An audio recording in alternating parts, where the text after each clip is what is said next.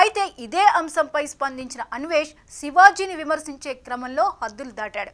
శివాజీనే కాదు, ఆధ్యాత్మిక ప్రవచనకర్త గరికపాటి నరసింహారావును టార్గెట్ చేస్తూ పరుష పదజాలంతో రెచ్చిపోవడంతో వివాదం మరింత ముదిరింది.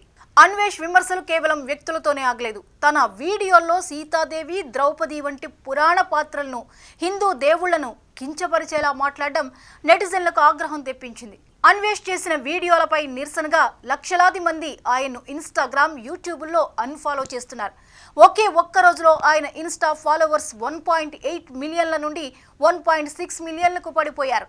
ఫాలోవర్లు తగ్గడమే కాదు, ఆయన అకౌంట్పై పెద్ద ఎత్తున రిపోర్ట్లు కొడుతున్నారు.